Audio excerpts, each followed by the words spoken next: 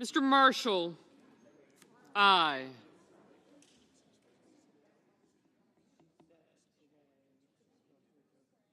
You are.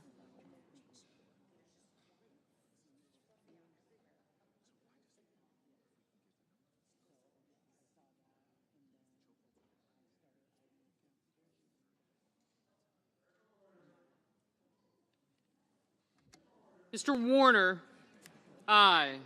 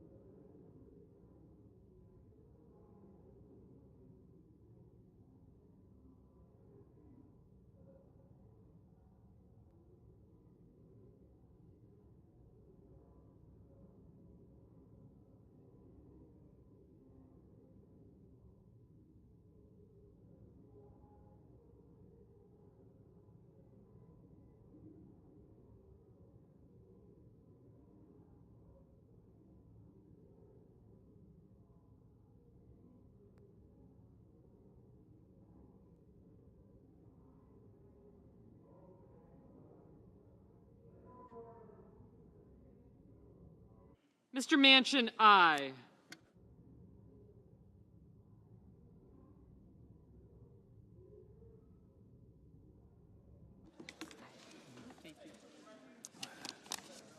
How do I start this again?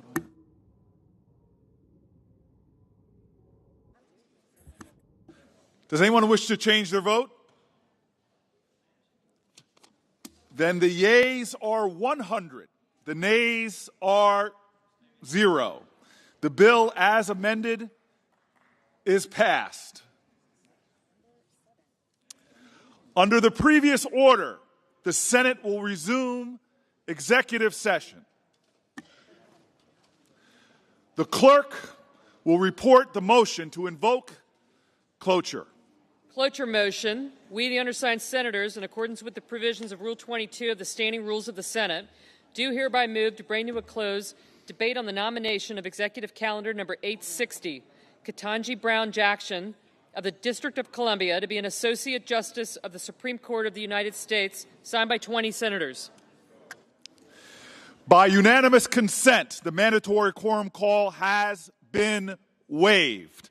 The question is it the sense of the Senate that debate on the nomination of Ketanji Brown Jackson of the District of Columbia to be an Associate Justice of the Supreme Court of the United States shall be brought to a close? The yeas and nays are mandatory under the rule.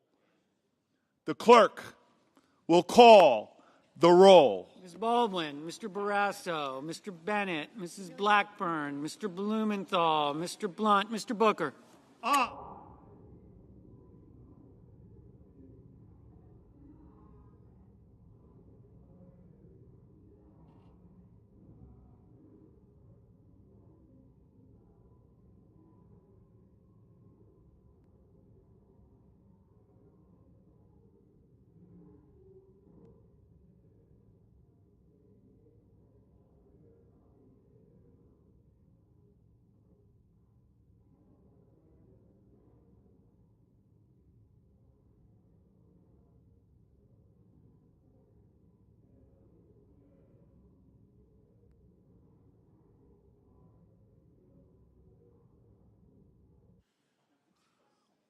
Mr. Bozeman, Mr. Braun, Mr. Brown,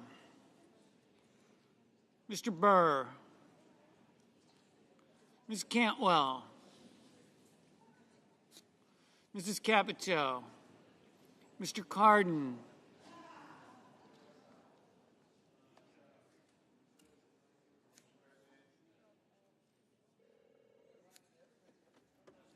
Mr. Carper, Mr. Casey, Mr. Cassidy,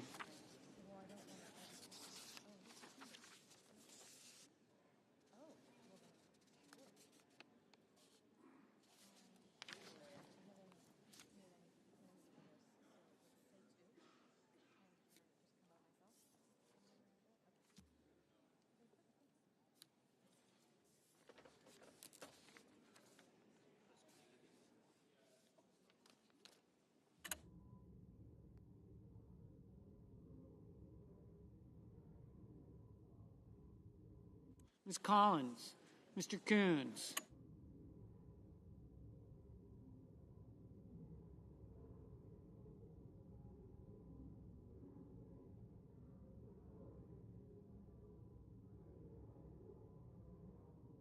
Mr. Cornyn, Ms. Cortez Masto, Mr. Cotton, Mr. Kramer, Mr. Crapo, Mr. Cruz, Mr. Daines, Ms. Duckworth, Mr. Durbin, Ms. Ernst, Mrs. Feinstein, Mrs. Fisher, Mrs. Gillibrand, Mr. Graham, Mr. Grassley, Mr. Haggerty, Ms. Hassan, Mr. Hawley, Mr. Heinrich, Mr. Hickenlooper, Ms. Hirono, Mr. Hoven, Mrs. Hyde-Smith,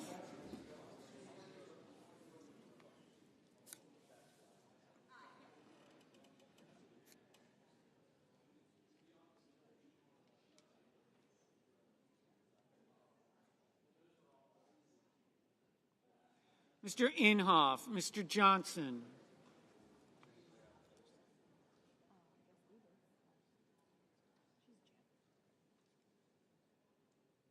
Mr. Kane, Mr. Kelly, Mr. Kennedy, Mr. King, Ms. Klobuchar, Mr. Langford, Mr. Leahy, Mr. Lee, Mr. Lujan,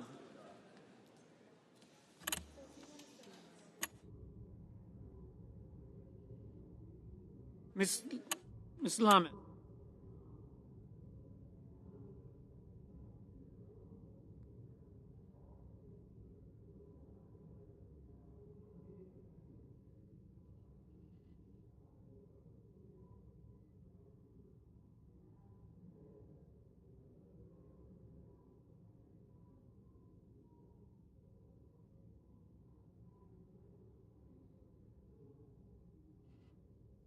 Mr. Manchin,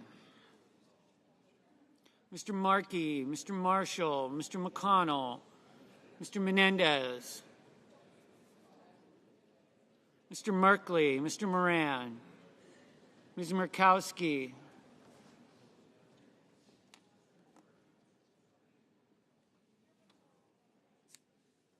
Mr. Murphy, Mrs. Murray, Mr. Ossoff, Mr. Padilla, Mr. Paul, Mr. Peters, Mr. Portman, Mr. Reed, Mr. Risch,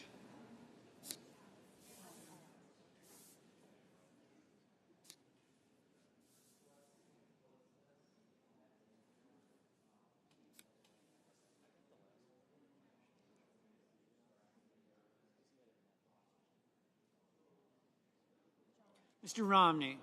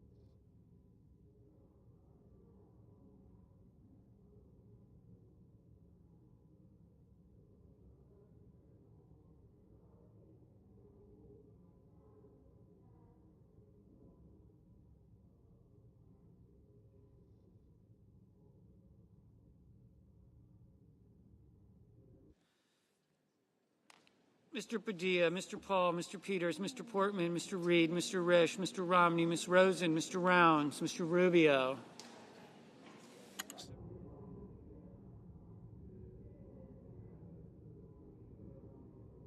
Mr. Sanders, Mr. Sass, Mr. Schatz, Mr. Schumer, Mr. Scott of Florida, Mr. Scott of South Carolina, Mrs. Shaheen, Mr. Shelby, Ms. Sinema, Ms. Smith, Ms. Stabenow, Mr. Sullivan, Mr. Tester, Mr. Thune, Mr. Tillis, Mr. Toomey, Mr. Tuberville, Mr. Van Hollen, Mr. Warner, Mr. Warnock, Ms. Warren, Mr. Whitehouse, Mr. Wicker, Mr. Wyden, Mr. Young.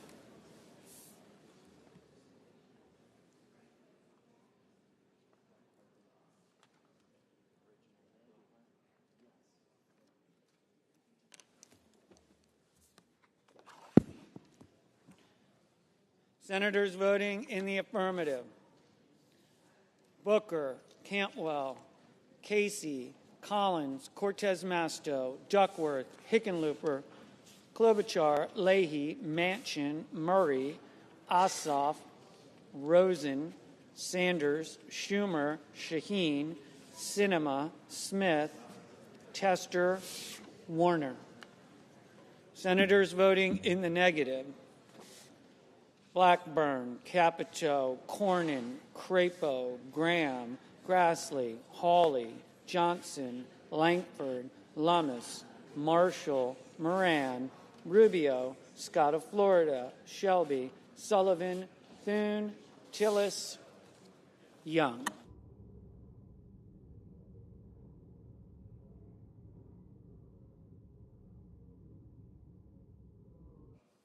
Mr. Heinrich, aye. Mr. Blunt, no.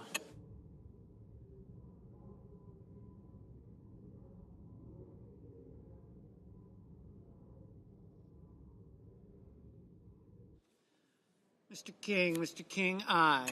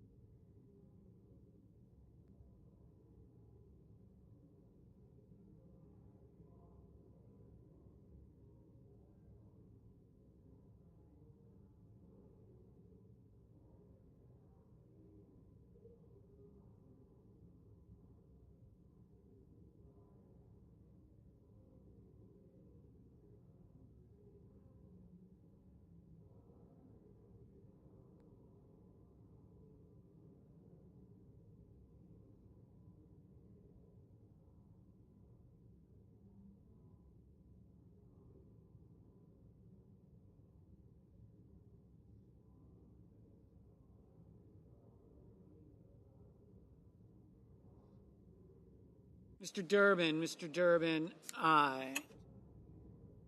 Mr. Whitehouse, aye.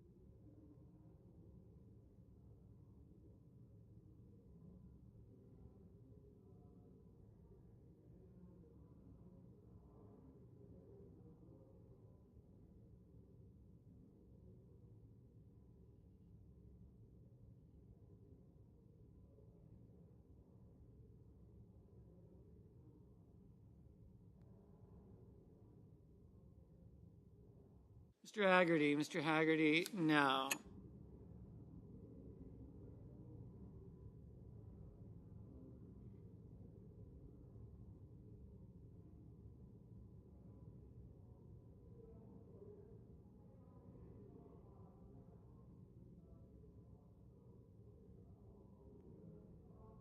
Mr. Kramer,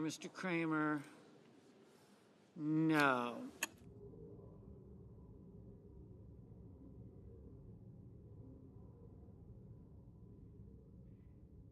Mr. Cardin, aye.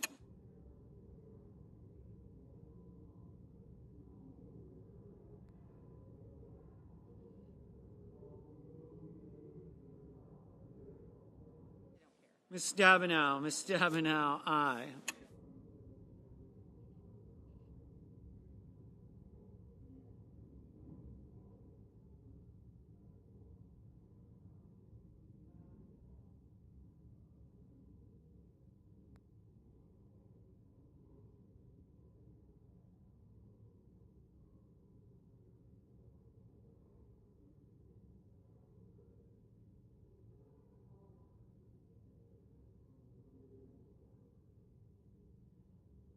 Mr. Tuberville, no.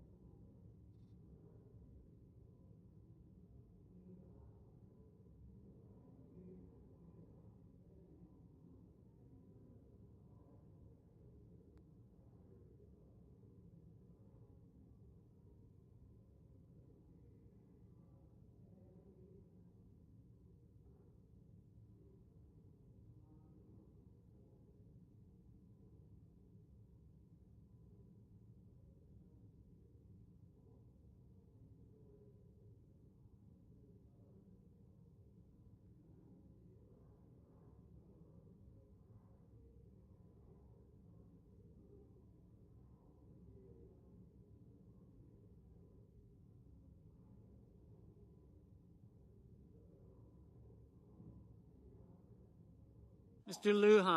Lujan, aye.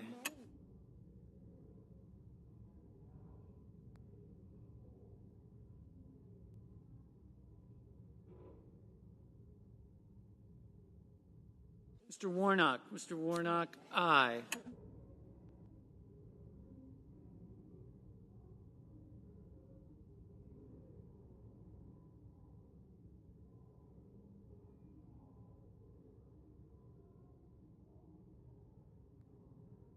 Mr. Brown, aye. Mr. Merkley, aye. Mrs. Feinstein, aye.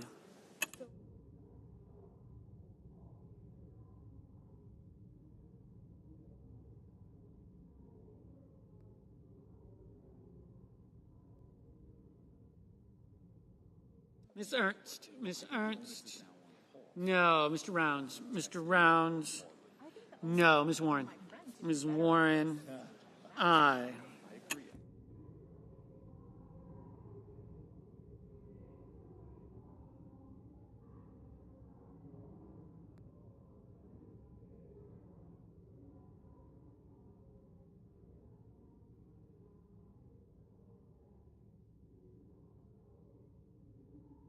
Mr. Romney, aye.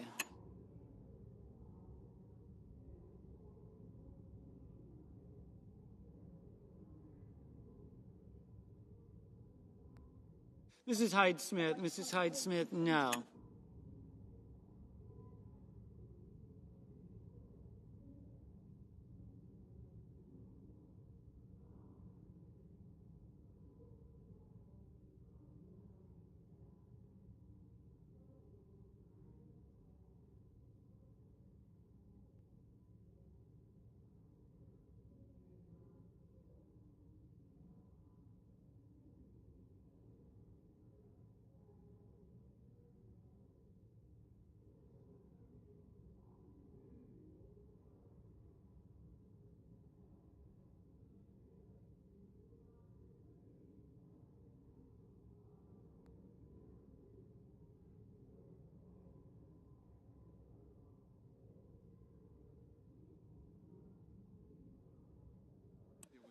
Mr. Kane, aye.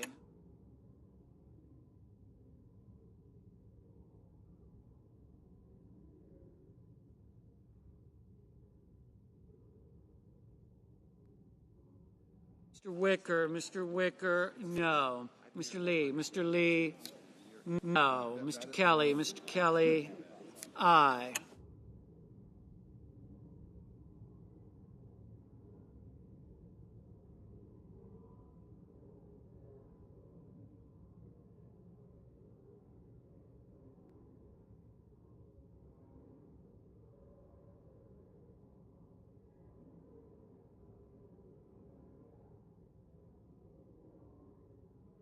Mr. Cassidy, no. Mr. Barrasso, no. Mr. Scott of South Carolina, no. Mr. Daines, no. Mr. Wyden, aye.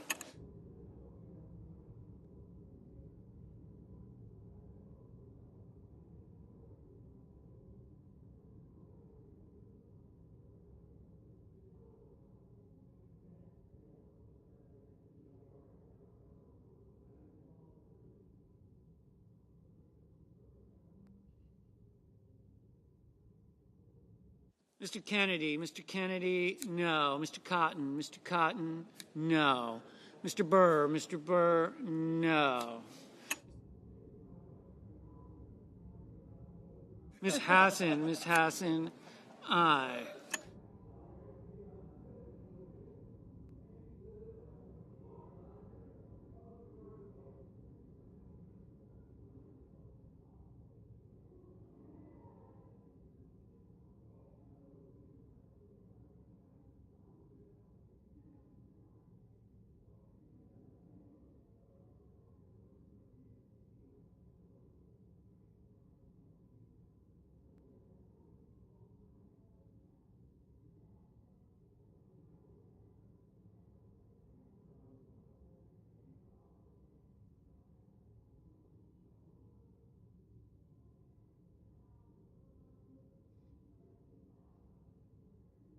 Ms. Hirono, aye.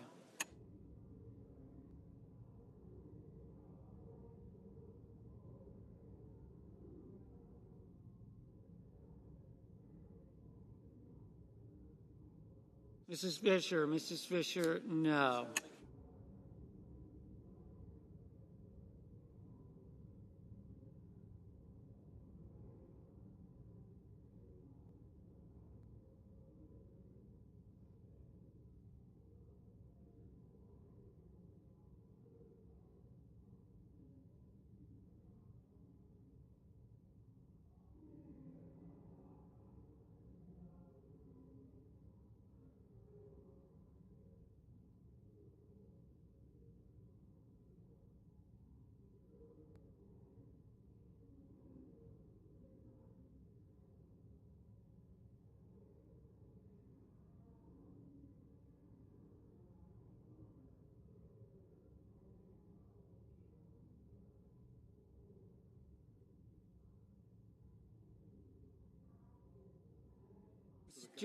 Mrs. Gillibrand, aye.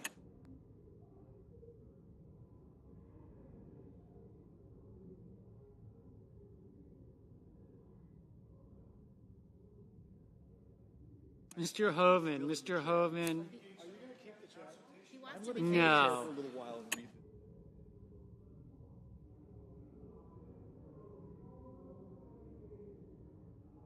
Mr. Murphy, aye. People's right now to see the two versions of the schedule. If you want to come down, sit dining room. Okay. So you can see. So we put that. Mr. Schatz, aye. Mr. Padilla, Because then we can. aye.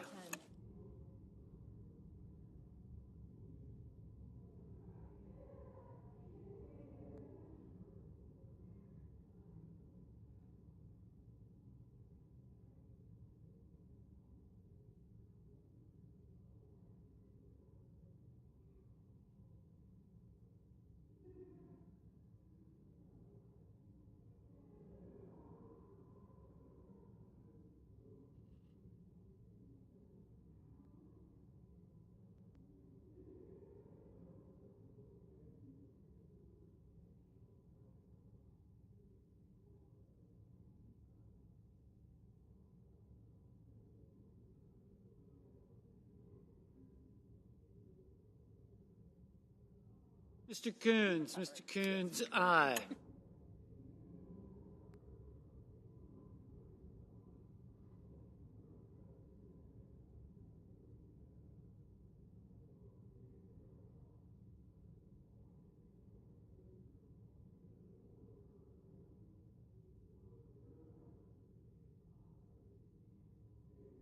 Mr. Reed, aye.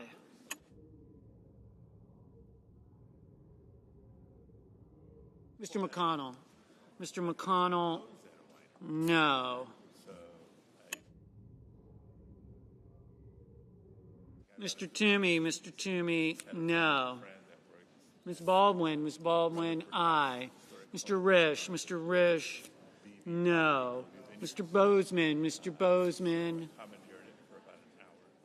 no.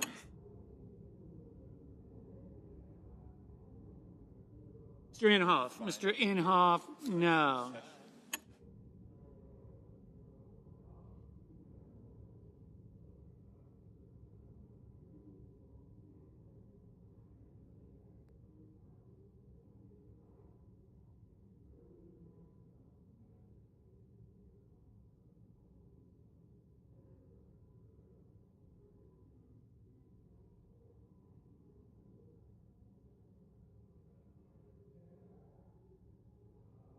Mr. Bennett, aye.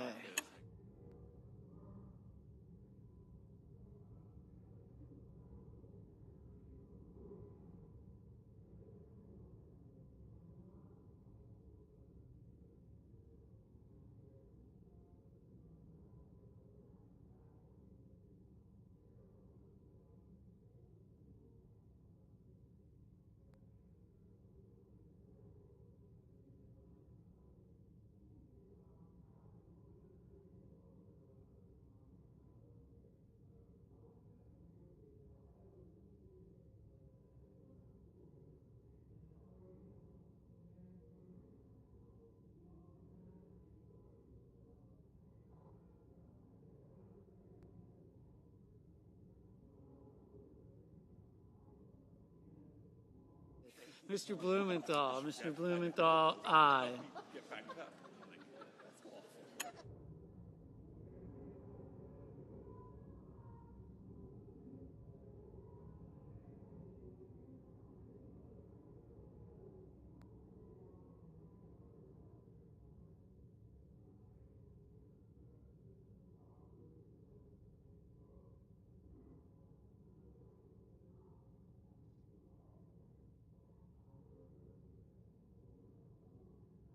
Ms. Murkowski, aye.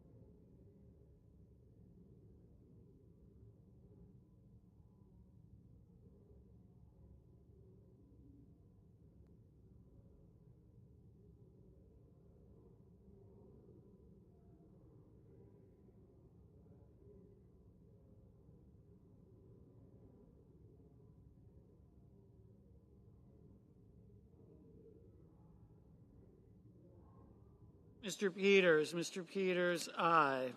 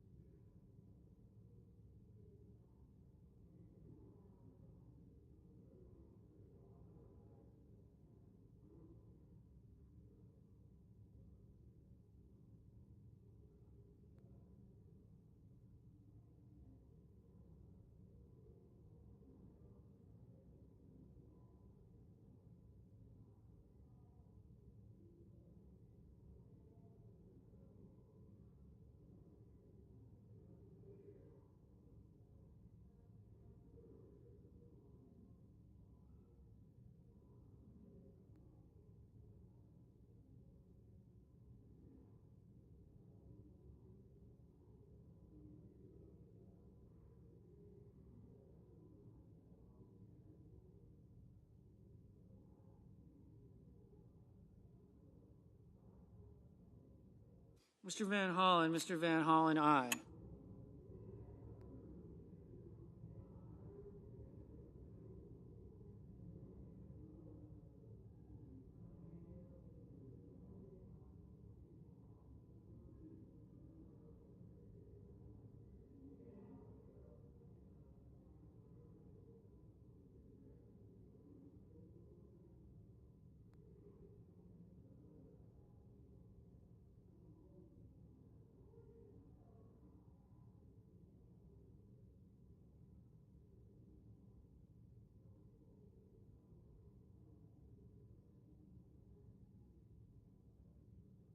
Mr.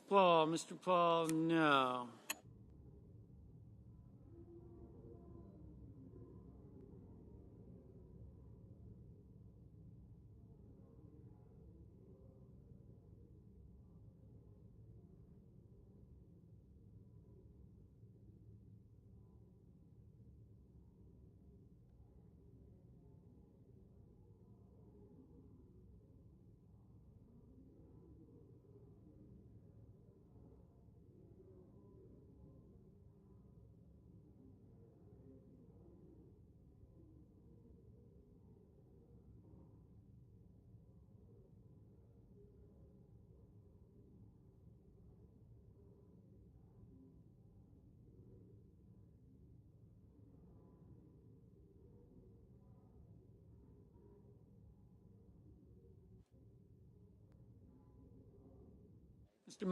Mr. Markey, aye.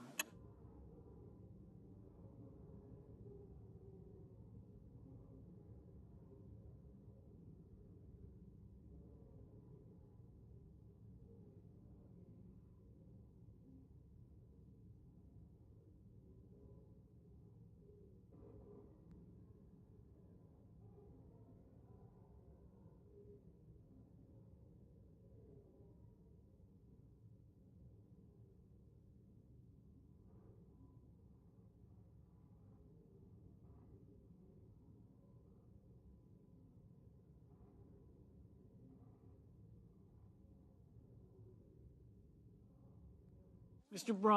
Braun, no. Mr. Portman, no. Okay.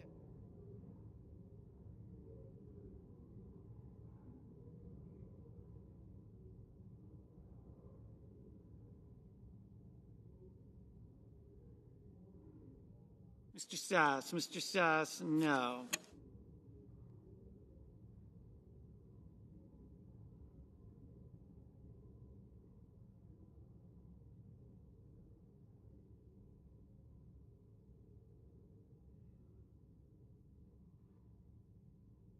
Mr. Cruz, no.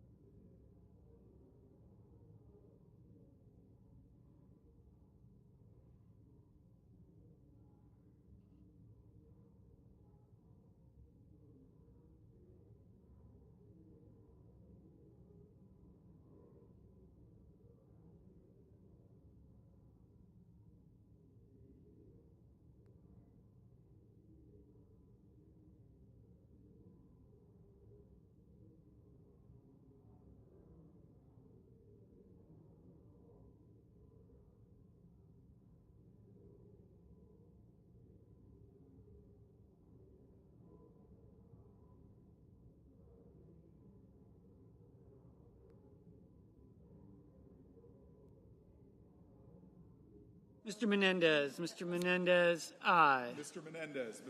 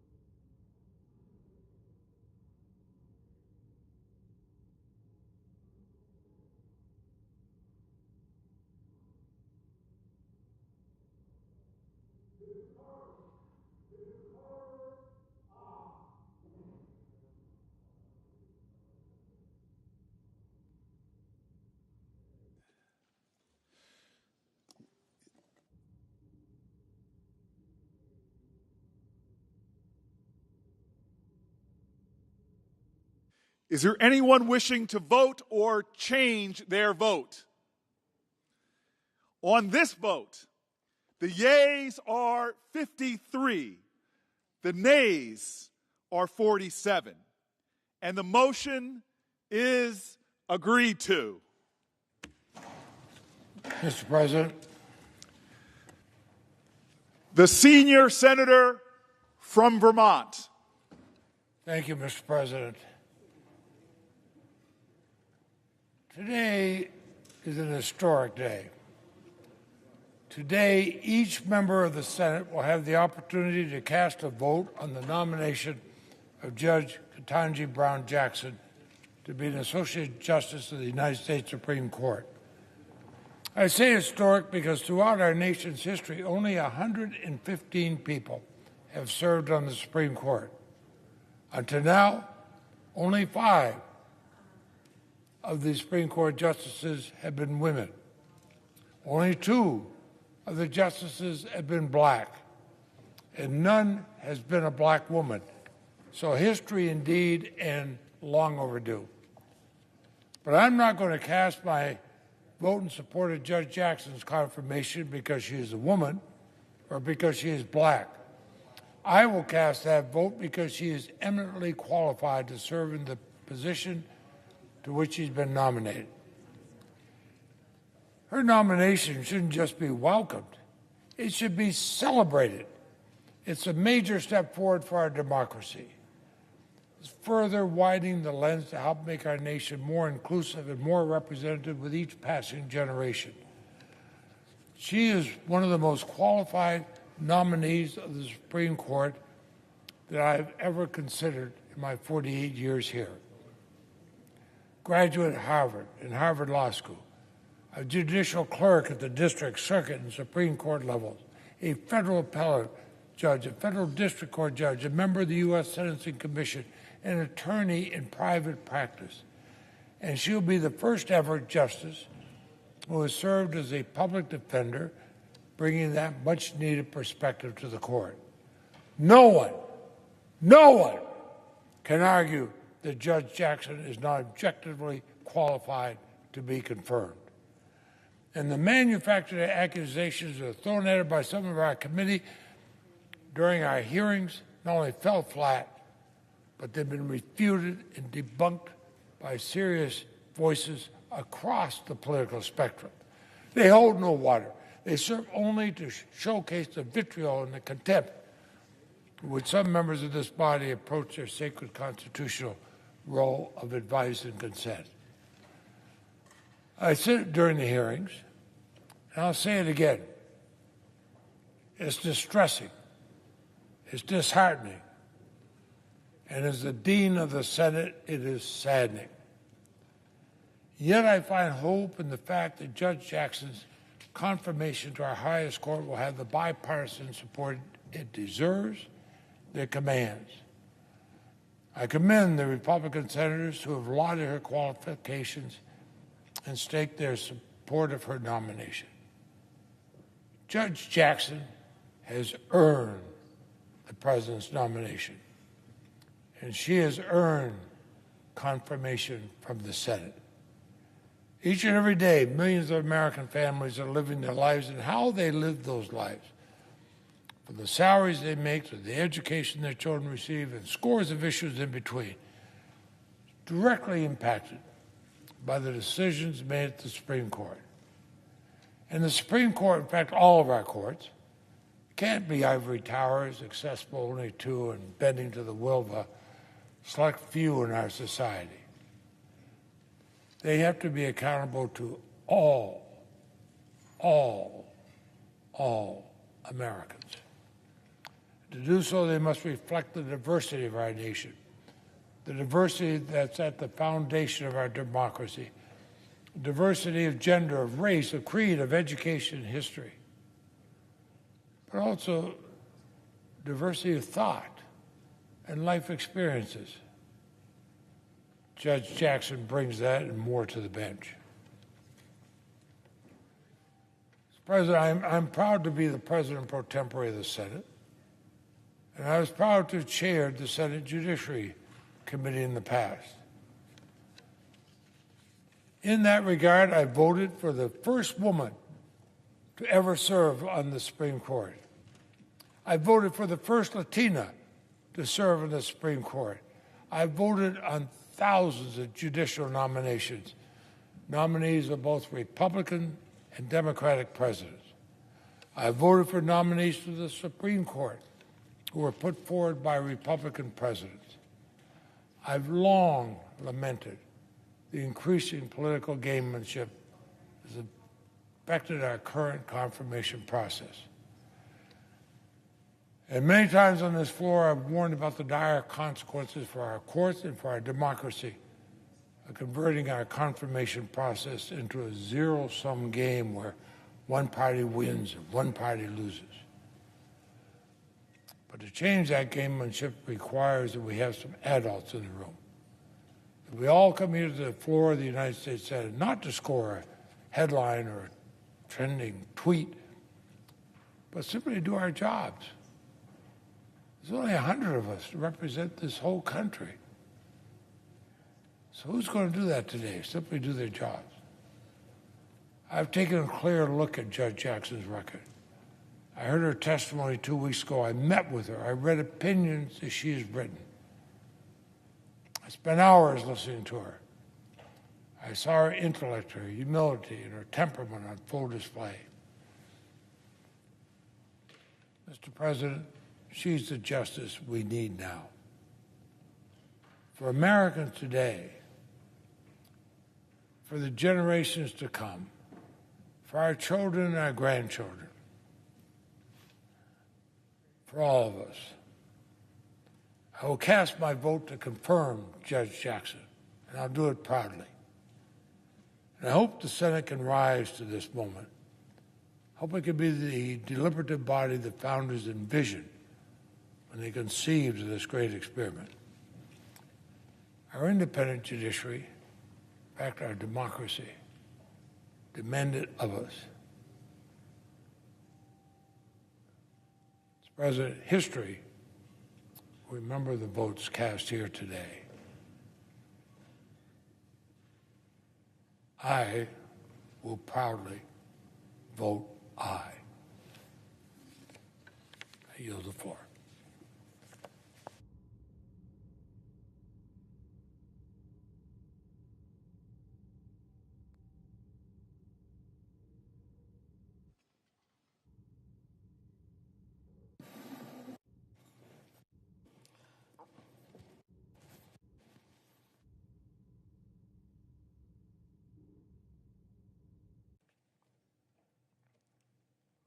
Mr. President, The senator from Georgia.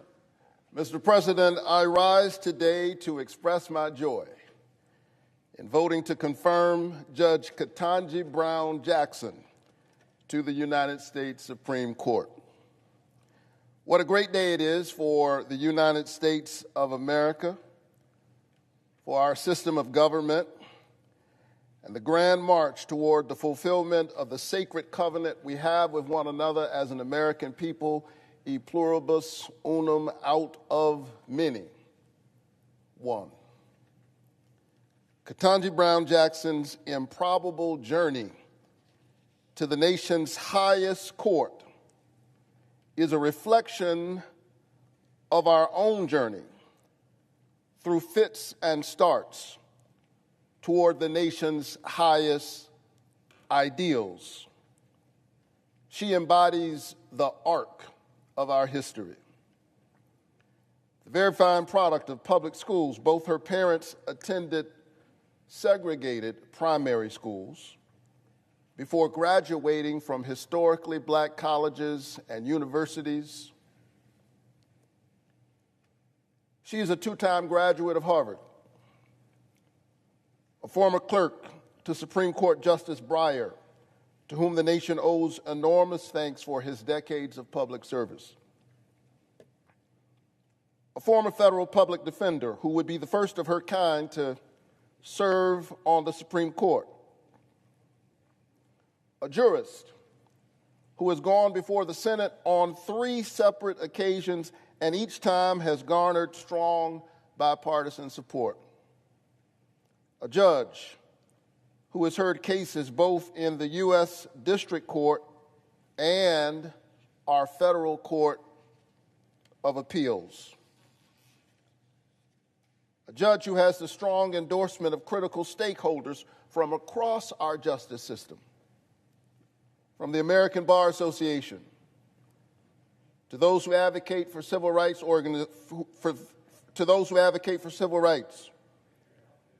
to organizations representing our nation's brave law enforcement officers. All of them respect Ketanji Brown Jackson. She's a wife and a working mom. She is America at its best. That I believe in my heart after meeting with her in my office, talking to folks whom I trust, who know her, and hearing her testimony before the Senate Judiciary Committee. Under intense questioning before the committee, much of it appropriate and necessary, some of it outrageous and beyond the pale. She demonstrated her legal acumen, sharp intellect, and the kind of temperament we need on the bench, especially at a time like this. If there were any doubts about her character, she more than proved her poise, her skill, composure, and the depth of her patriotism through the process. Amazing grace under pressure. As a voice for Georgians in the Senate, I've said from the beginning that people in my state want someone on the court who is fair, eminently qualified, and has a record of protecting the constitutional rights and freedoms of Georgians and Americans. And that's why my office has received thousands of emails and phone calls from Georgians in every corner of our state voicing their support for Judge Jackson's confirmation. So after hearing from Georgians and thoroughly evaluating her nomination, I'm ecstatic to say that Judge Jackson is an excellent jurist who has the temperament and discernment to sit on our nation's highest court. Mr. President, the people of Georgia made this appointment possible by making history last year. So in addition to thanking Georgia for this moment, I want to acknowledge that the historic nature of her appointment isn't lost on me. Like my brother, Senator Booker, I know what it has taken for Judge Jackson to get to this moment, and nobody's going to steal my joy. Yes, I'm a senator. I'm a pastor. But beyond all of that, I'm the father of a young black girl. I know how much it means for Judge Jackson to have navigated the double jeopardy of racism and sexism to now stand in the glory of this moment in all of her excellence. For my 5-year-old daughter, and for so many young women in our country, but really, if we're thinking about it right, for all of us, seeing Judge Jackson ascend to the Supreme Court reflects the promise of progress on which our democracy rests. So what a great day it is in America. Today, the word of justice and equal protection under the law becomes flesh and lives among us in new ways.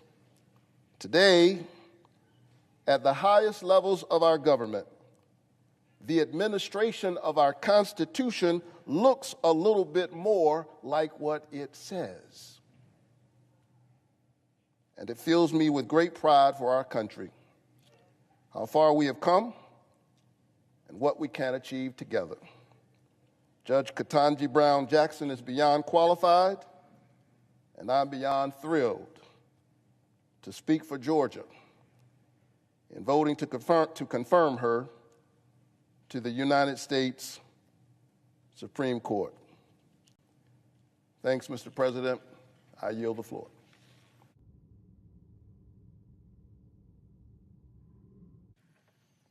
Mr. President. Senator from New Hampshire. Mr. President, while we all gather to acknowledge this historic day and prepare to vote to, in my case at least, confirm Judge Jackson, I rise to bring up another issue. I rise today to urge my colleagues to pass into law common sense legislation to bring down oil and gas costs for Americans. As many of my colleagues have discussed on this floor, Americans across the country, including in my state of New Hampshire, are facing higher costs from the grocery store to the gas pump. As we work together to build a stronger, more resilient economy that strengthens our supply chains and invests in American manufacturing, we must also bring relief to American families right now, an issue that has become even more urgent in the wake of Russia's invasion of Ukraine, which has sent gas prices soaring. As we continue to counter Putin's aggression and inflationary challenges facing our economy, we have an obligation to work together to bring down costs. That's why I'm working to hold big oil accountable for profiting off of the pain that Americans are experiencing at the pump. And that's why I've pushed the administration to release oil from the Strategic Petroleum Reserve, an action I was glad to see the administration take again just last week. As we look at all options to bring down costs, one clear way to provide immediate relief is by suspending the gas tax for the remainder of this year. Earlier this year, my colleagues and I introduced a bill to do exactly that. The Gas Prices Relief Act will temporarily suspend the federal gas tax through the end of the year, helping bring economic relief to families. Mr. President, as if in legislative session, I ask unanimous consent that the Finance Committee be discharged and the Senate proceed to the immediate consideration of Senate Bill 3609, that the bill be considered read a third time and passed, and that the motions to reconsider be considered made and laid upon the table. Is there objection? Mr. President, reserving the right to object. Let me begin by saying that my friends and colleagues across the aisle are right about one thing. Gas prices are incredibly high right now in this country. The effort to blame this on what's happened in Ukraine, however, overlooks the real cause of the phenomenal rise in gas prices that we've seen for a year before Putin even invaded. Definitely, the invasion did increase pressure on gas prices, but the problem is that this administration's policies have dramatically reduced the supply in the United States, and Americans across this country know how supply and demand impacts price. The gas tax holiday that is now being proposed is not a solution. It is a political gimmick that would not stop skyrocketing gas prices or inflation. In fact, Larry Summers said in a Wall Street Journal podcast, "I think a gas tax idea is saved only by its triviality from being one of the worst public policy ideas of the decade. It will have little effect over any reasonable horizon on prices. It will be counterproductive from an environmental point of view. It is the ultimate policy gimmick." Rather than accept responsibility for 14 months of reckless spending or the more than 40% increase in gas prices that had already occurred before the Russian invasion, Democrats want to blame higher gas prices on the Russian invasion or corporate greed. They also want to ignore the consequences of their relentless attacks on the American oil and gas industry. the administration's overly bureaucratic permit and regulatory process for domestic energy production, and the misguided policy decisions like canceling the Keystone XL pipeline. The solution to rising gas prices is not a tax holiday, which would offer little relief but threaten infrastructure investments and worsen our national debt situation. Nor is the solution a tax on American companies who increase their production of oil and gas to try to help us become more energy independent. Nor is it stimulus checks, which have the potential, as the past ones have, to increase gas prices even further and push inflation even higher. Nor is it to encourage other hostile regimes to produce more oil. The only lasting solution to our current problems is to bolster American oil and gas production to replace not only Russian imports, but to facilitate exports to support our allies and end their dependence on Russia. Indeed, I, along with a number of my Republican colleagues, have sponsored proposals to enhance U.S. energy independence and undo many of President Biden's misguided energy policies. Republicans believe we can and should be doing more to unleash America's domestic energy potential, reduce reliance on volatile foreign actors like Russia, and deliver cost savings to middle-class families across the country. Hardworking American families need real relief, not political gimmicks. And that's why I oppose this gas tax holiday. I urge my Democrat colleagues to abandon the reckless spending and tax policies that have already failed, but which seem to be contemplated in the President's now newly reintroduced budget, and support proposals that will actually lower prices for everyday Americans. And for those reasons, Mr. President, I do object. The objection is heard. Mr. President, before I wrap up, I just want to point out that what you've just heard, what the American people have just heard, is talking points straight out of Big Oil's playbook. A gas tax holiday is a common-sense solution that would provide immediate relief for Granite Staters and Americans all over the country. Big Oil holds thousands of unused permits at their fingertips that they could use right now to increase supply. And instead, what is happening is Big Oil is padding its pockets at the expense of Americans.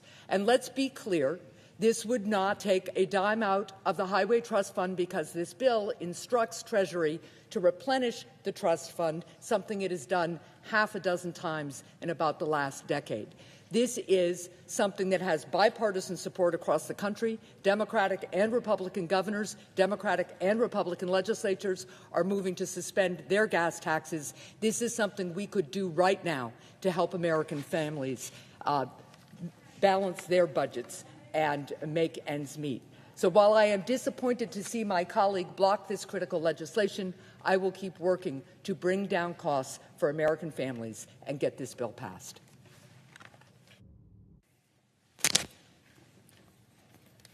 Mr. President. The Majority Leader. Mr. President, I ask unanimous consent that all post-cloture time on the Jackson nomination expire at 1:45 p.m. today. Without objection. And, Mr. President, for the information of the Senate, there will be a roll call vote at 1:45 p.m. today on confirmation of the nomination of Ketanji Brown Jackson to be an Associate Justice of the Supreme Court of the United States. Senators are encouraged to be seated prior to the start of the vote and are encouraged to cast their vote from their desk. Yield the floor.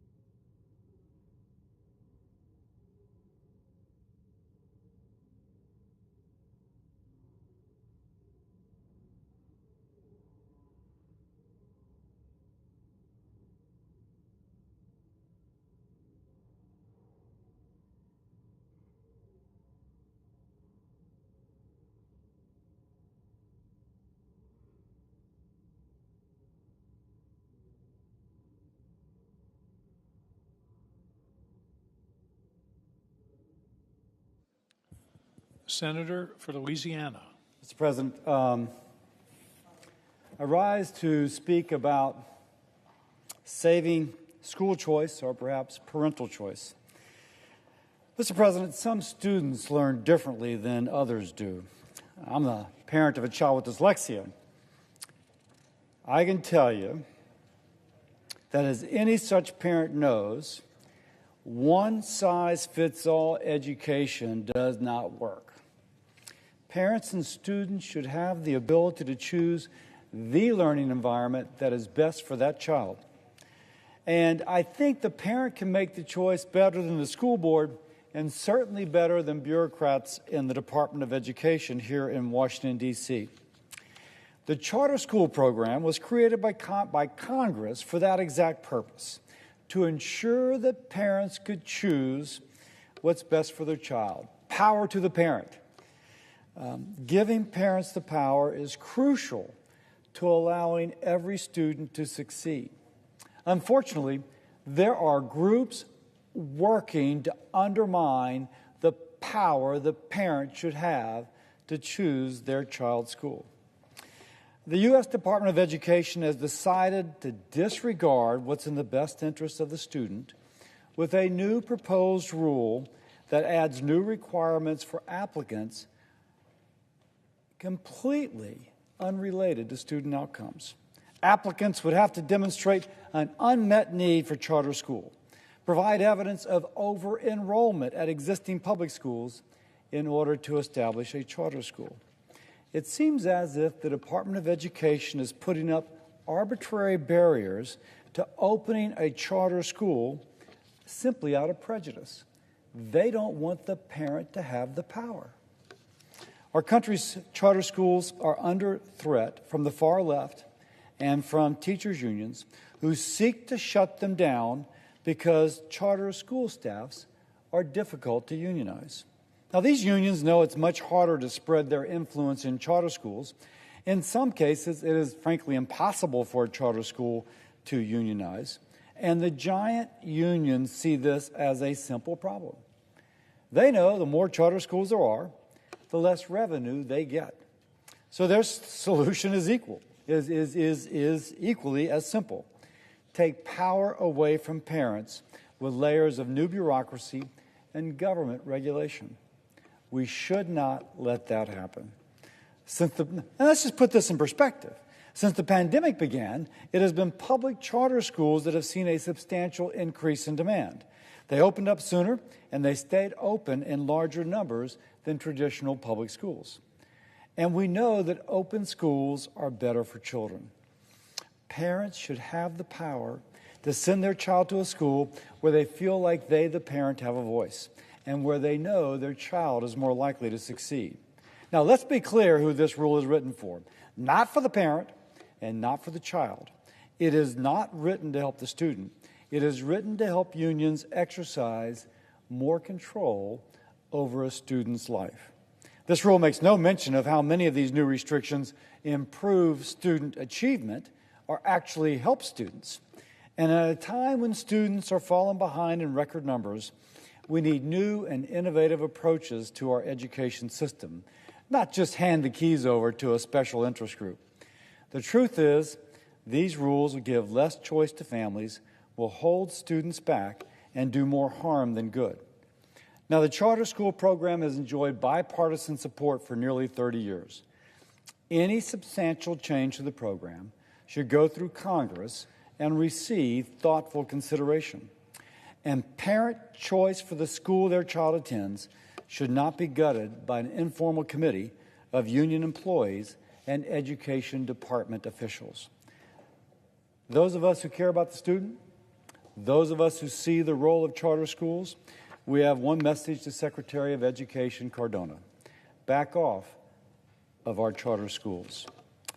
With that, I yield. And Mr. President, I now ask that the second part of my remarks be entered into the record as if a separate. Without objection. Thank you.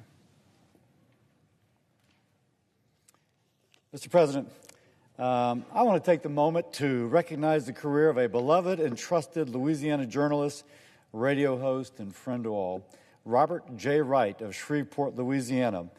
After 50 years in radio, Robert has announced he retires later this month. His last day is Friday, April the 29th, one day after his 70th birthday, well-earned retirement. Robert is a masterful storyteller and a critical thinker, always finding the other side of a story. He's been a voice of reason and always looking for the truth. He took his first job in radio while attending LSU Shreveport. As he says, quote, "It was indoors and you didn't have to carry stuff," end quote. About as good a summary of a good job as you could ever ask. He went on to host morning shows in Philadelphia, Cleveland, and Orlando before eventually moving back to Shreveport in 1996. That's when he first teamed up with his long-term co-host, Aaron McCarty, to start their morning show that has been a part of Northwest Louisiana's morning commute for over 25 years. He and McCarty moved their show and has been the town square of Shreveport on Keel ever since. To say that he will be missed is an understatement. Their show has been as much a part of many in Northwest Louisiana's daily routine as a morning cup of coffee.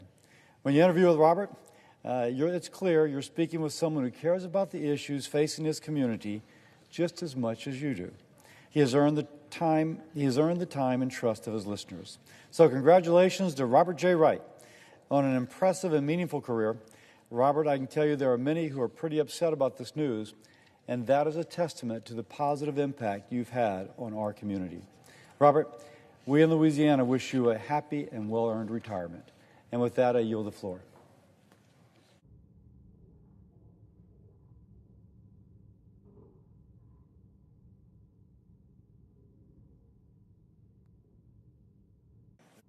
The senator for Iowa. Soon we'll be voting on Judge Jackson's nomination, and I'd like to explain why I'm voting against her appointment to the Supreme Court. Since the White House announced Judge Jackson's nomination, I have emphasized the need for a thorough and fair process. Unfortunately, the majority party weren't concerned about the rigorous examination of her record.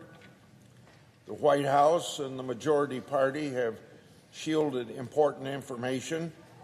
We don't have any non-public document from her time at the Sentencing Commission, and the Obama White House held back more than 48,000 pages. Judge Jackson also gave the White House confidential, non-public probation recommendations for some of her cases. But when we asked about a probation document filed on the Hawkins case, Judge Jackson claimed that she was not able to access records for her old cases because that was allegedly because she was no longer on the district court. And we now know that she sits on the D.C. Circuit Court of Appeals. Now, if that's true, there are many unanswered questions about how information the White House thought was helpful was so easily obtained. So we should take into account that all the helpful information has already been leaked. That brings me to the merits of Judge Jackson's nomination. For judicial nominees, their philosophy ought to decide how to decide cases ought to be of primary consideration. Part of having a judicial philosophy is having an understanding of the fundamental principles of our Constitution. Natural rights are a part of that system. Judge Jackson explained to us that she does not, quote, hold a position on whether individuals possess natural rights. Now, that ought to be very shocking.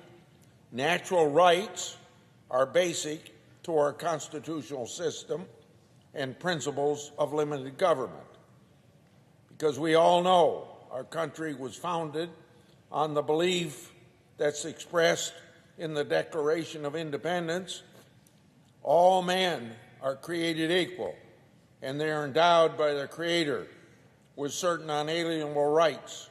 Among these are the life, liberty, and the pursuit of happiness. And that was further nailed down in the Constitution of the United States. Our Constitution vests the three branches of government with very limited power. All other powers not given to the federal government are reserved to the states and to the people thereof. The principle of limited government is what makes America an exceptional nation and sets our Constitution apart. Judges must have a proper understanding of those basic principles, and the way Judge Jackson answered those questions, particularly the answers she gave to Senator Cruz, shows that she lacks that very necessary foundation. Now, I want to go on to a few other examples. At the hearing, Judge Jackson testified about one of her decisions involving the First Step Act. In that case, prosecutors had rock-solid evidence against a dangerous drug kingpin. But Judge Jackson was displeased the government pursued a mandatory minimum sentence. So she misused a motion for compassionate release to resentence that person to a sentence she thought he deserved. As the lead author of the First Step Act, I know that's not what we wrote the statute to do. The act was supposed to allow elderly inmates and those suffering from terminal illness to petition the court for a sentence reduction. The statute also allows for a reduction if the court finds an extraordinary and compelling reason. Judges should use great discretion. Judges should weigh against the charge the dangers to society and the risk of recidivism. At her hearing, Judge Jackson said that she based her extraordinary and compelling finding on the non-retroactive changes to the law. This radical interpretation is terrible and dangerous. Congress chose which provisions of the First Step Act would apply retroactively. The Senate is currently considering legislation that I co-sponsored with Chairman Durbin that makes some of the First Step Act provisions retroactive. But that's Congress's role, not Judge Jackson's role. Senator Durbin and I wouldn't have been able to broker a compromise on that legislation if senators thought the judges would rewrite the law and insert their own views from the bench. Decisions like this will make bipartisan work, particularly on criminal justice reform, harder to do. That case by the name of Young is just one example of Judge Jackson's lenient approach to criminal law and sentencing. She also declined to apply a number of sentencing enhancements that Congress put into the sentencing guidelines. A case by the name of Make the Road New York versus McAleen is another case that shows how Judge Jackson used her methodology to reach a result that contradicts the plain text of the law. Congress gave the Secretary of Homeland Security, and these are the words from the law, sole and unreviewable discretion to decide whether illegal immigrants should be subject to expedited removal within 2 years. Judge Jackson reviewed the agency's decision anyway, and it seems clear why. She went out of her lane to comment on the policy as, in her words, a terrible proposal. And she claimed that the government attorney made an argument that reeks of bad faith. Reeks of bad faith are her words. In fact, her decision and her rhetoric are unfounded. So that's why her decision earned a strong rebuke from the panel of liberal and conservative judges when she was reversed by the D.C. Circuit. Judge Millett, an Obama appointee, explained it this way in the opinion, quote, "There could hardly be a more definitive expression of congressional intent than sole and unreviewable discretion." These are just a few examples of Judge Jackson's judicial activism, because her record clearly shows she does not believe in or act within the limited and proper role of a judge. So I will vote against her confirmation. I yield the floor.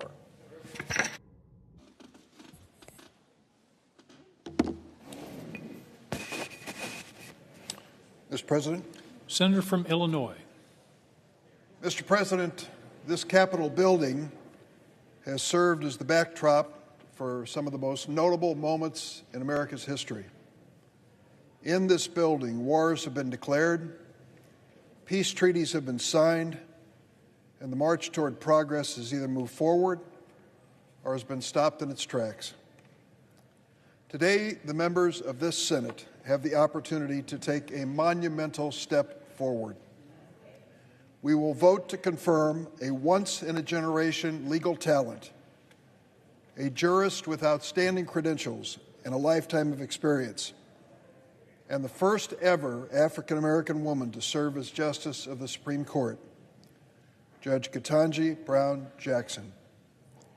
Judge Jackson's confirmation will be a glass-shattering achievement for America. Consider this moment in history. When the Supreme Court first met in this building in February of 1801, there were 1 million slaves in this nation, a nation of 5 million people. This very building was built with the labor of enslaved people. And at the time the court met, neither black Americans nor white women had a constitutionally guaranteed right to vote. Women had no place in that first Supreme Court chamber, and black women would only enter to clean it in the dark of the night. We know what followed. America's battle to end slavery saw a bloody civil war, decades of efforts to break down racial barriers, and the efforts continue to this day. And our struggle to enfranchise and empower women did not end with the 19th Amendment 102 years ago. It continues to this day as well, as we strive to give our daughters the same opportunities we give our sons. This confirmation of the first black woman to the Supreme Court honors the history that has come before it. It honors the struggles of the past, of the men and women who waged them. And this confirmation draws America one step closer, one step to healing our nation, one step closer to a more perfect union. Nearly a century after our founding, we guaranteed the rights of citizenship finally to every American, including for the first time those who were born into bondage with the ratification of the 14th Amendment. It took a long century later for us to expand the bounds of liberty again. We ensured the federal government could vigorously protect the right to vote, the most fundamental of rights, with the passage of the Voting Rights Act of 1967. One victory for progress begat the next. 2 years after the Voting Rights Act, we confirmed the first black American to ever serve on the Supreme Court, Justice Thurgood Marshall. But I'd like to remind you, That was 50 years ago. Now, with the passage of that time, we are beginning to write another chapter in our nation's quest for equal justice under the law.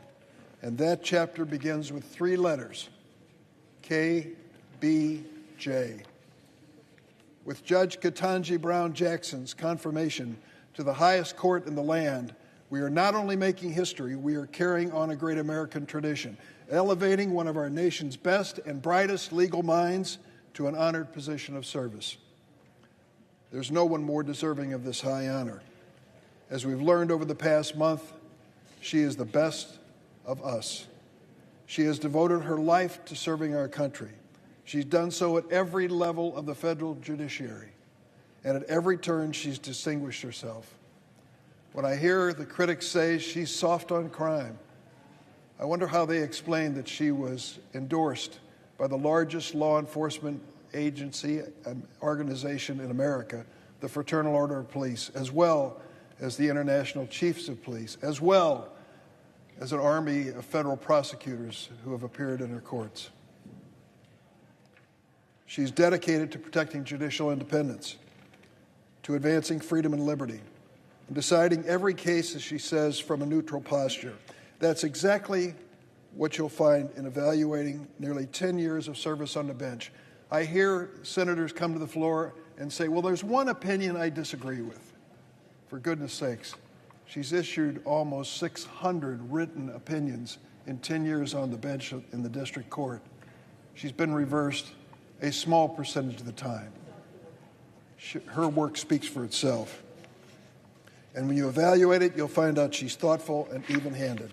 As the American people saw during last month's hearing in the Judiciary Committee, Judge Jackson has the right judicial temperament. Calm, collected, she answered every question, even when the questions were hostile and confrontational. She answered them with dignity and grace and stood by for more than 24 hours of questioning. She's a proven consensus builder. She's been confirmed by the Senate on a bipartisan basis more than three times, I should say, and soon we hope she'll be confirmed again by a bipartisan majority. She's earned the support from leaders across the political and ideological spectrum, civil rights leaders, leaders in law enforcement, former federal judges appointed by Democrats and Republicans. All of them have lined up proudly to endorse her.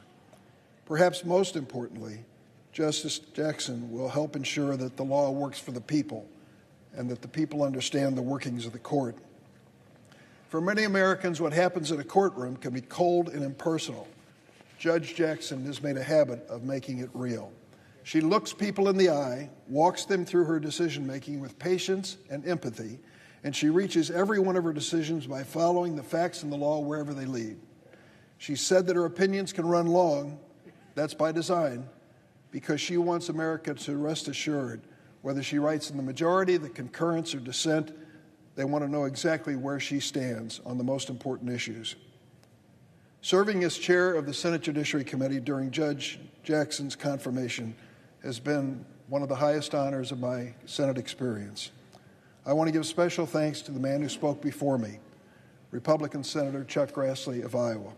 His friendship and fairness have really guided our relationship throughout this historic process. In the weeks since President Biden announced her nomination, Judge Jackson has already lifted the spirit of countless Americans, inspiring a new generation of aspiring jurists and public servants. Millions of Americans see themselves in Judge Jackson.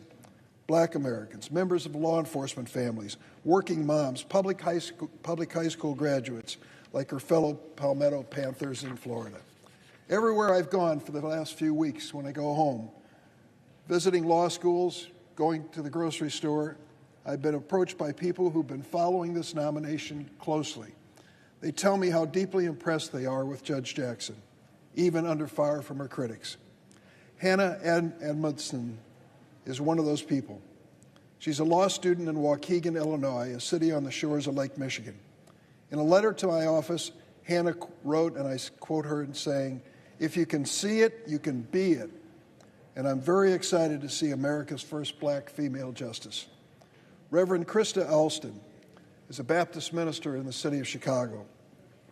Comes from a long line of Baptist ministers.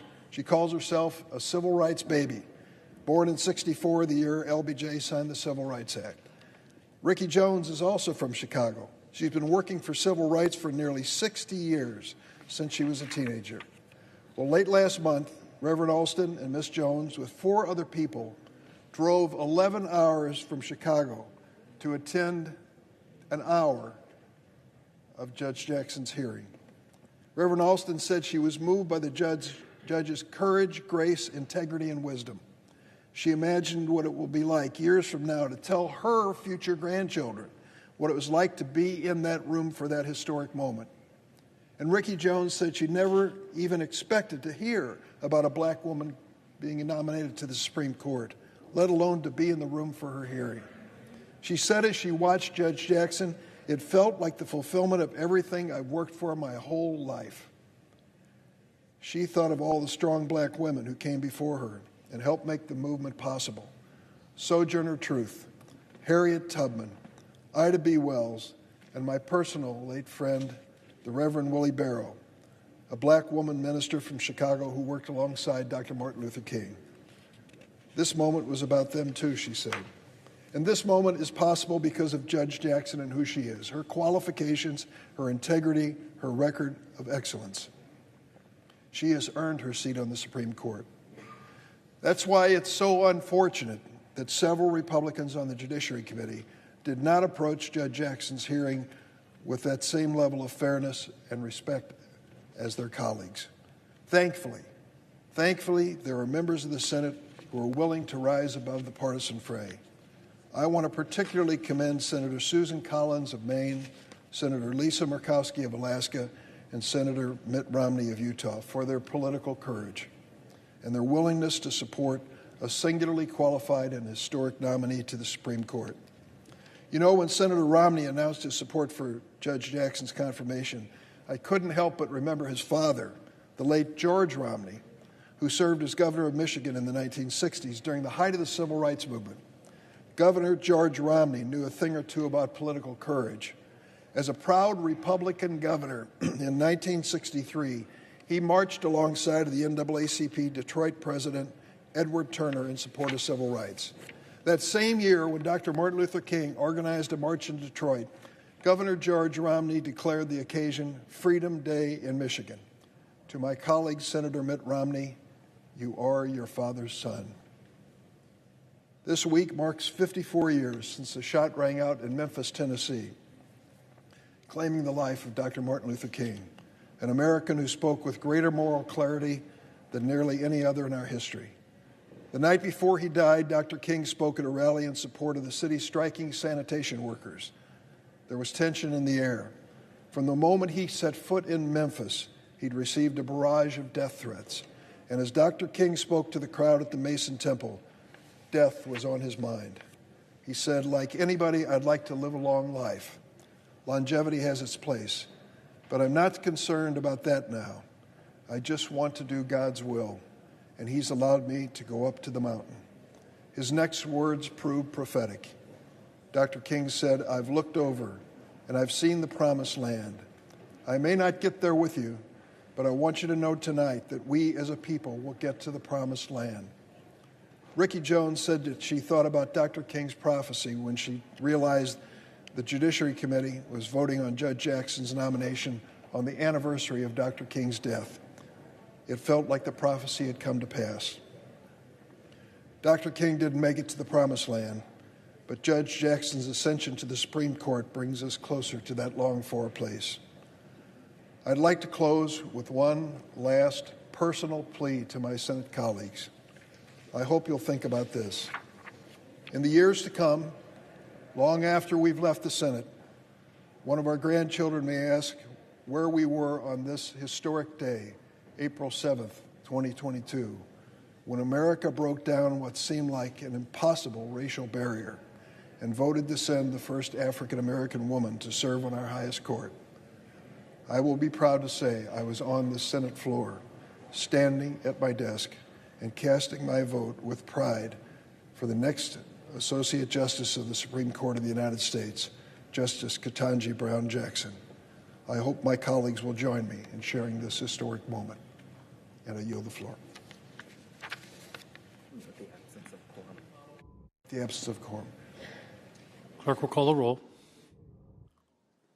Ms. Baldwin.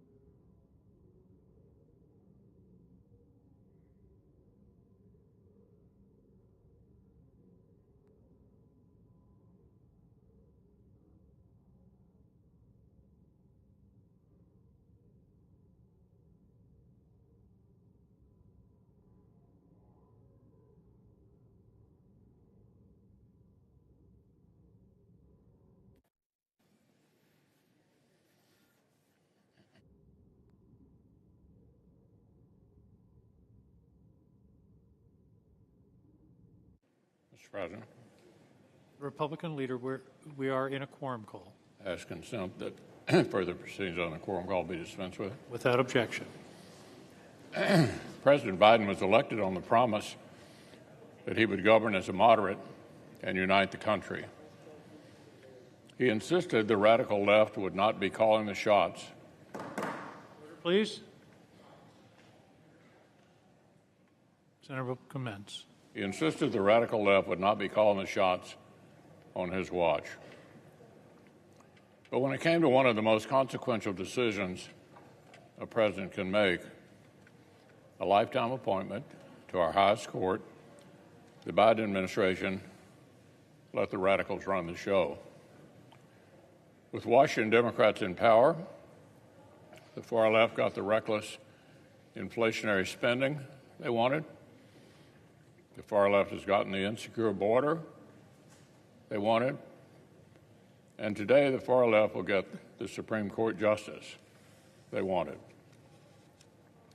The fringe activists who demand partisan court packing, attack the justices, and describe our Constitution as trash made up their minds from the start of this administration.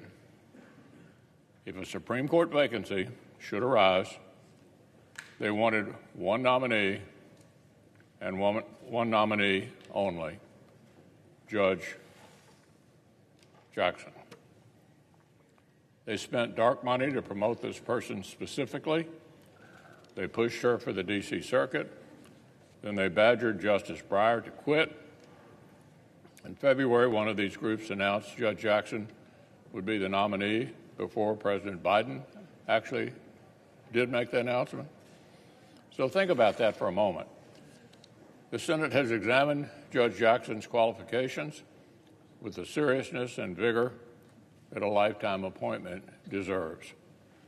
Unlike when the parties' positions are reversed, the country was not subjected to uncorroborated smear campaigns, committee boycotts, stunts with cardboard cutouts, or mobs chasing senators around the Capitol. Now, a few of our Democratic colleagues seem to have decided in advance they would claim that Judge Jackson was treated shabbily. I've heard that script recited, even though it didn't happen. Didn't happen. Let's be clear. No nominee before the Senate for any position deserves a cakewalk or a coronation. Tough questions about a federal judge's own rulings and statements are the definition of fair game. My Republican colleagues vigorously inquired, shed important new light on a frequently disturbing judicial record. So I applaud my colleagues for focusing on substance and not following the Democrats' recent precedents into the gutter. Unfortunately, what the Senate's process turned up was disturbing. First, the nominee would not follow the Ginsburg-Breyer precedent and denounced the insane concept of partisan court packing. Second, her judicial record is full of cases where Judge Jackson ruled like a policymaker implementing personal biases instead of a judge following the text wherever it led. And third, her aggressive judicial activism frequently focused on treating convicted criminals as gently as possible. In literally case after case, from deadly fentanyl to open borders to child exploitation, Judge Jackson tilted the scales of justice away from public safety and innocent victims in favor of her career-long passion for softening up criminal sentencing. In Judge Jackson's courtroom, plain legal text and clear congressional intent were no match for what the judge admits are her personal policy disagreements. Even as a violent crime wave sweeps America, Democrats are pursuing a nationwide campaign to make the justice system softer on crime. They're stacking the deck with far-left prosecutors, woke warriors at the Department of Justice, and federal judges who believe criminals deserve lighter treatment. This project is terrible for innocent American families, and every piece of evidence suggests Democrats view Judge Jackson as its crown jewel. So I'll close with this. These debates about judicial philosophy are not just academic. The charged political atmosphere around confirmations, the outsized role that unelected judges play in our national life, these are direct consequences of liberal judicial activism. They are direct results of the efforts to misuse federal courts as a progressive legislature that voters can't kick out. A republic of self-serving citizens should not spend every June watching with bated breath to see if 5 or 6 lawyers will hand down sweeping policy changes with zero basis in the written Constitution. And the solution is not to make the court even more of a super legislature like liberals want, a delegitimizing death spiral that would destroy the rule of law. There's only one solution. The Senate should only confirm justices who will follow the text of our laws and our Constitution wherever it leads, who will leave subjective policy judgments on this side of the street where they belong. That's how we lower the temperature. That's how we shore up the courts. That's how we protect the rule of law. Staff the judiciary with brilliant men and women who understand and embrace this limited role. No other road leads anywhere good for our great nation.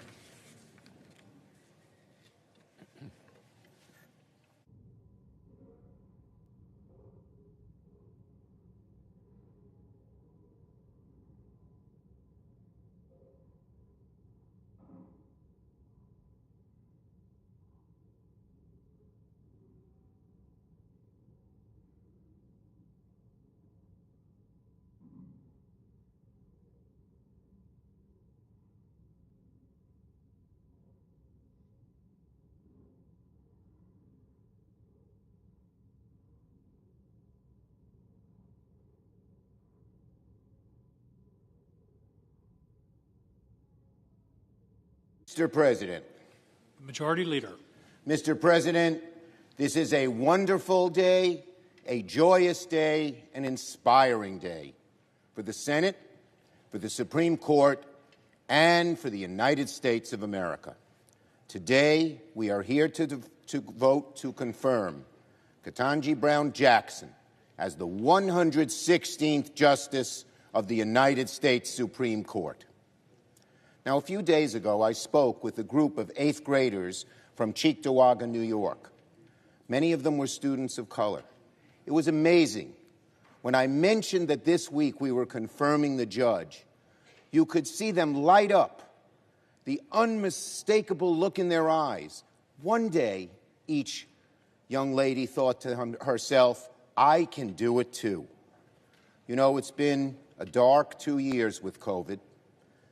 People getting sick and dying, many of whom we knew, stores closing, schools shutting their doors. But even in the darkest times, there are bright lights. Today is one of the brightest lights, and let us hope it's a metaphor, an indication of many more bright lights to come. As I've said over and over again, there are 3 words that I think best fit Judge Jackson: brilliant, beloved, belongs. Judge Jackson is in every sense and by all measures a brilliant jurist. She is indeed a brilliant person. By the judge's own telling, she first discovered her calling to the law not in a classroom or by reading a book or by talking to lawyers, but by sitting at the kitchen table next to her dad, filling out her coloring book while her dad poured through case law. Years from now, other parents and other daughters will do the same, and it will be Justice Jackson's opinions that will lay open on the table. The judge's parents, her entire family, should beam with pride that this day has come. At every step of her upbringing and career, Ketanji Brown Jackson ranked among the highest of achievers. And look, we should take a moment to note that Judge Jackson will be the first and only justice with experience as a public defender. We're proud of that, and America is proud of that. It will enhance the court's ability to preserve a basic truth in our country, that all deserve equal justice under the law, from the privileged to the impoverished. In an imperfect world, the judge conquered so many hurdles, and today stands as one of the most experienced individuals ever nominated to the Supreme Court. For this reason, the judge is also beloved by individuals and organizations across the political spectrum. I went through her record carefully, and never did I find one instance of a peer or colleague or associate say one negative word about her. It was incredible. When we go through these records, you often find someone here and there who will badmouth the individual who knew them. Not with just Judge Jackson. And lest we forget, the judge is popular in the minds of the American people. A Gallup poll released after her hearing showed nearly 60% of the public supports her confirmation, 10 points above the historical norm. And there is no question here, the country, by and large, wants the Senate to confirm Judge Jackson. Police chiefs want to confirm Judge Jackson. Conservative and moderate and liberal judges all want us to confirm Judge Jackson. And I thank my colleagues in this chamber who worked in good faith to make sure the Senate can finish its work today. Finally, as I've said many times, the judge belongs on the Supreme Court. By that, I mean something very specific. In our nation's history, 115 individuals have been confirmed by this body to serve on the Supreme Court of the United States. Of those, 108 have been white men. Only 4 have been women. Only 2 have been African American. But Ketanji Brown Jackson will be the first African American woman ever to hold the title of justice. Think about the impact that will have on our democracy. Untold millions of kids will open textbooks and see pictures of Justice Jackson among the highest ranks of our public figures. How many millions of kids in generations past could have benefited from such a role model? How many would-be justices, lawyers, doctors, generals, business people have been lost to history precisely because their history books had few, if any, role models that they could relate to? We certainly have a long way to go on the road to true justice, but by confirming Judge Jackson today, we are taking a bold step forward towards reaching the full realization of our country's promise. We will make it far more likely that girls across America will feel precisely what Judge Jackson felt herself when she was a kid. Nobody can stop me. I can do this too. I am brilliant too. I belong too.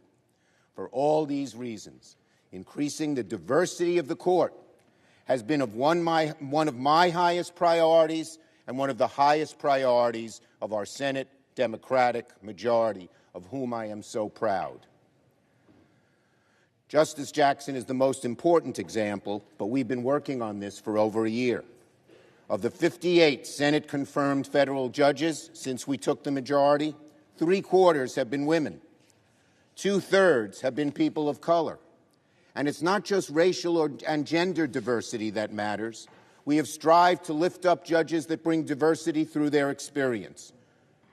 More public defenders in our courts, more civil rights lawyers, more election lawyers.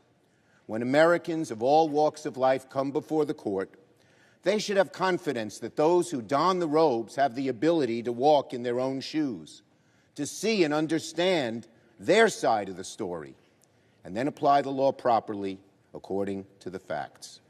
One judge at a time, this majority is expanding the possibility of who merits consideration to the bench. And I would be remiss if I didn't acknowledge my Republican colleagues who joined us on this occasion over the year to achieve this goal. In closing, I want to thank Chairman Durbin for beautifully executing this nomination process. It was equal parts fair, thorough, and expeditious. No easy feat in this modern Senate. I want to thank all of my Democratic colleagues on the Judiciary Committee. You were just fabulous, every one of you, for your respectful and insightful examination of the judge's record. And I want to thank my Republican colleagues who chose to take this process seriously, no matter which side you voted on. The President sent us an impressive nominee.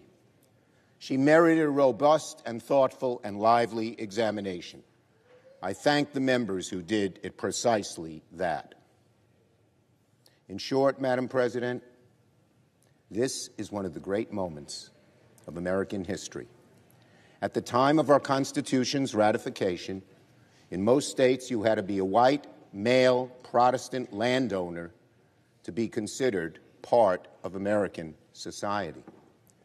So from the get-go, generations of Americans have sought to establish the United States as a full democracy. We fought a bloody civil war to end slavery. Women organized and reached for the ballot. The civil rights movement brought an end to the vicious segregation of the mid-20th century. And today, we are taking a giant, bold, and important step on the well-trodden path to fulfilling our country's founding promise.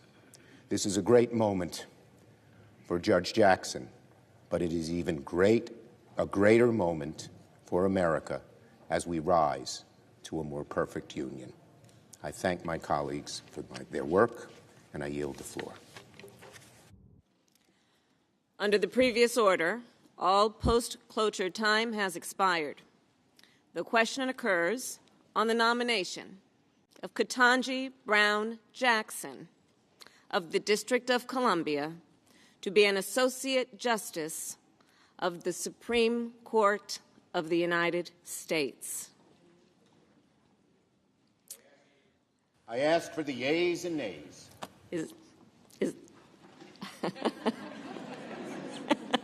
Is there a sufficient second?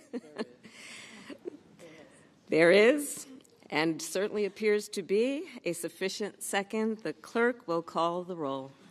Ms. Baldwin. Aye. Ms. Baldwin, aye. Mr. Barrasso. No. Mr. Barrasso, no. Mr. Bennett. Aye.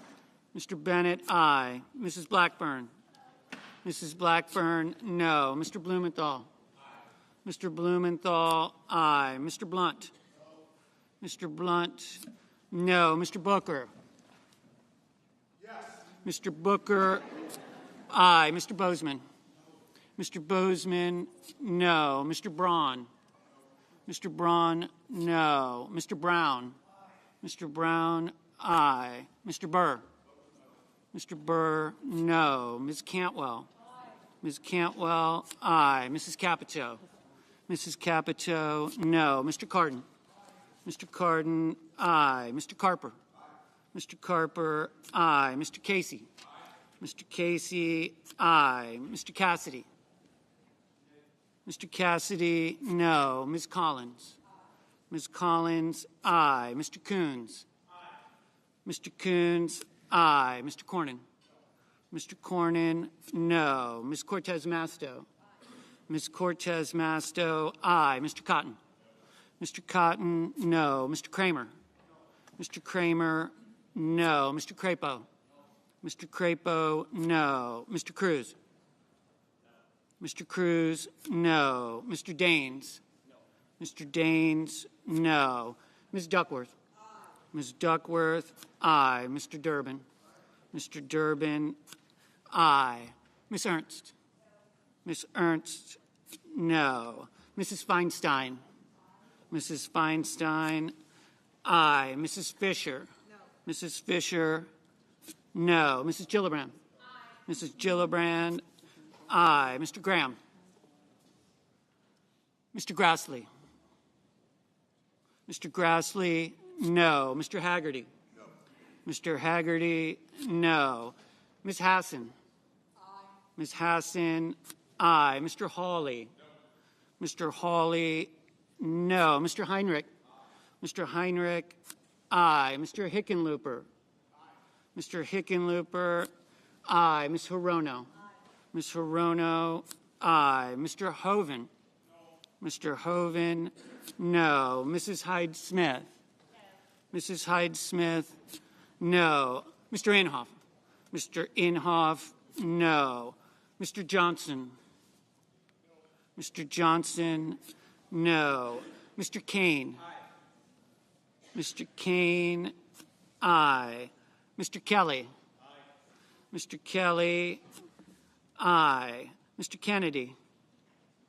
No. Mr. Kennedy, no. Mr. King. Aye. Mr. King, aye. Ms. Klobuchar. Aye. Ms. Klobuchar, aye. Mr. Langford. Mr. Langford, no. Mr. Leahy. Aye. Mr. Leahy, aye. Mr. Lee. Mr. Lee, no. Mr. Lujan. Aye. Mr. Lujan, aye. Ms. Lummis. Ms. Lummis, no. Mr. Manchin. Aye. Mr. Manchin, aye. Mr. Markey. Aye. Mr. Markey, aye. Mr. Marshall. No. Mr. Marshall, no. Mr. McConnell. No. Mr. McConnell, no. Mr. Menendez. Aye. Mr. Menendez, aye. Mr. Merkley. Aye. Mr. Merkley, aye. Mr. Moran. Mr. Moran voted in the negative. Ms. Murkowski. Aye. Ms. Murkowski, aye. Mr. Murphy. Aye. Mr. Murphy, aye. Mrs. Murray. Aye. Mrs. Murray, aye. Mr. Ossoff. Aye. Mr. Ossoff, aye. Mr. Padilla. Aye. Mr. Padilla, aye. Mr. Paul. Mr. Peters. Aye. Mr. Peters, aye. Mr. Portman. Mr. Portman, no. Mr. Reed. Mr. Reed, aye. Mr. Risch. Mr. Risch, no. Mr. Romney. Mr. Romney, aye. Ms. Rosen. Ms. Rosen, aye. Mr. Rounds. Mr. Rounds, no. Mr. Rubio. Mr. Rubio, no. Mr. Sanders.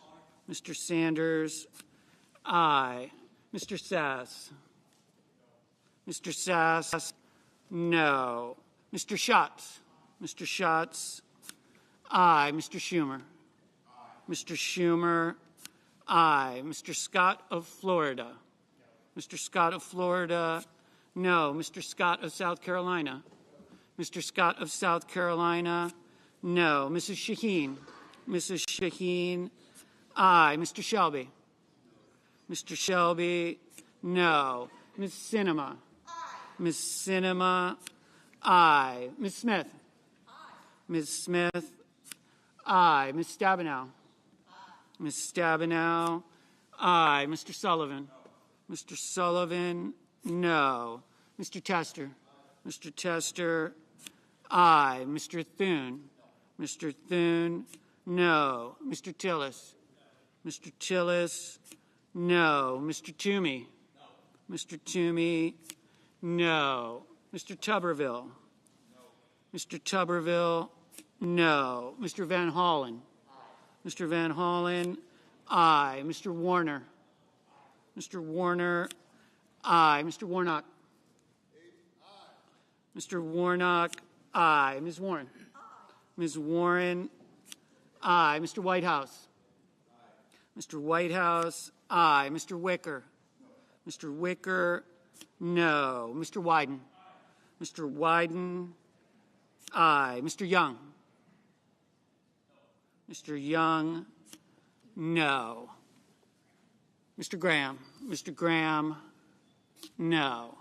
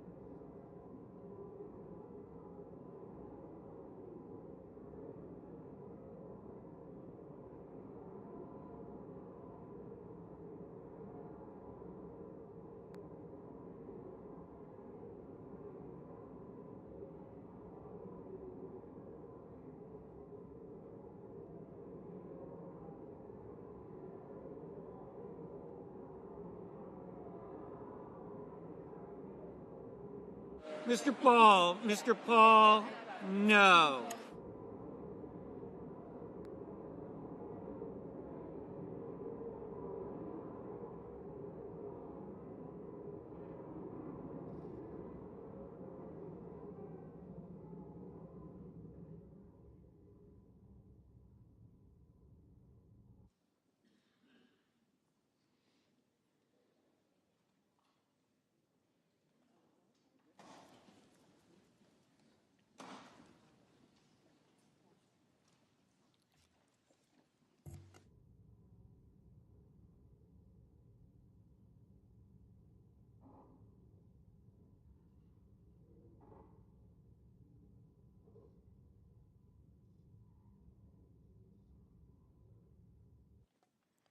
On this vote, the yeas are 53, the nays are 47, and this nomination is confirmed.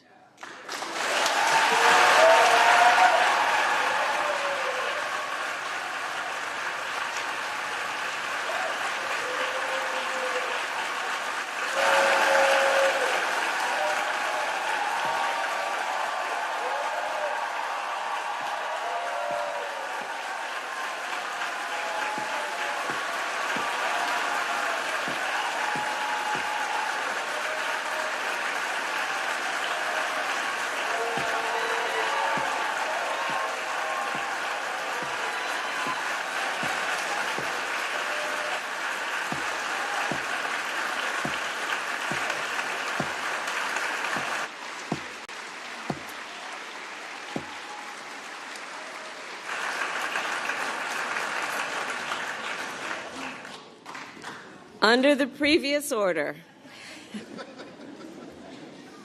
the motion to reconsider is considered made and laid upon the table, and the President will immediately be notified of the Senate's action. Madam President, very happily, I note the absence of a quorum.